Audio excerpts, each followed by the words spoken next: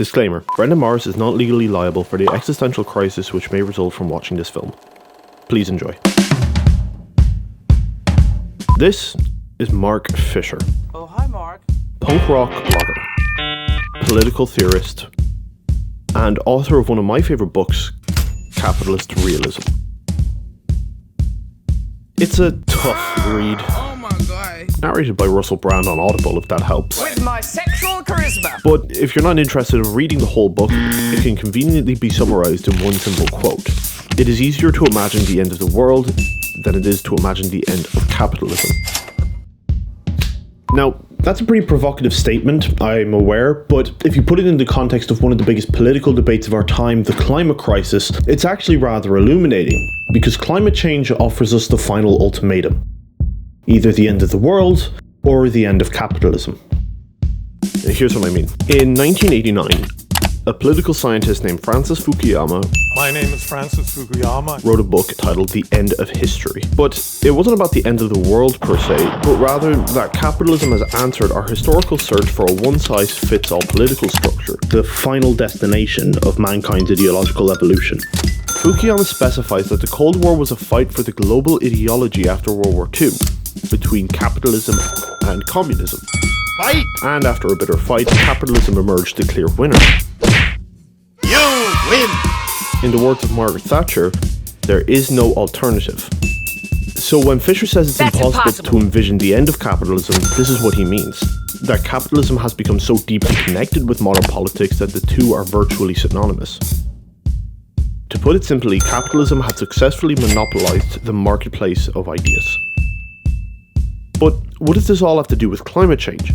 Well, now, the individualistic greed inherent within capitalism is at the heart of global politics, and the crisis it creates is conveniently ignored for a political agenda. Here's what I mean.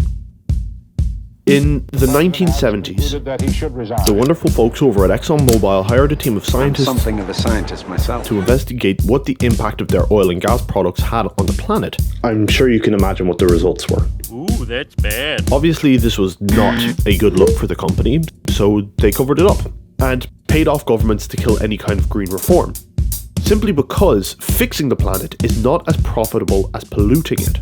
This very brutal form of capitalism, this business model, is fundamentally at war with life on Earth. Capitalism is built on the philosophy of the invisible hand, which claims that profit incentive drives and justifies all human action. Greed, for lack of a better word, is good. Greed is right. Greed works.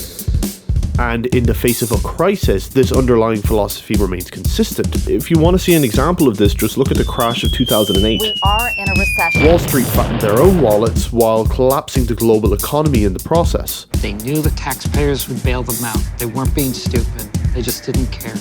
Companies that subscribe to capitalism fix their focus on their own bottom line and ignore the societal impact of their greed. So by this logic, it's abundantly clear who the greatest threat to the planet is. It's certainly not plastic straws. It's the 100 companies responsible for 71% of all emissions. Capital's need for a constant expanding market, its growth fetish, means that capitalism is by its very nature opposed to any notion of sustainability. Big structural, political, economic stuff. We have to overthrow this system which is eating the planet with perpetual growth. Capitalism is an ideology defined by individualistic wealth pursuits. The new spirit of the age is gain wealth, forgetting all but self. It is not from the benevolence of the butcher, the brewer, or the baker that we expect our dinner, but from their regard to their own interest. There is money to be made in killing the planet. I drink it up! And if we continue to base our global politics on an ideology that solely chases profit, we will by extension be sprinting towards our own extinction. Climate change is the final ultimatum. It can't be pushed back, and it can't be fought off. We can choose either the end of the world, or the end of our political emphasis on individualistic greed that we call capitalism.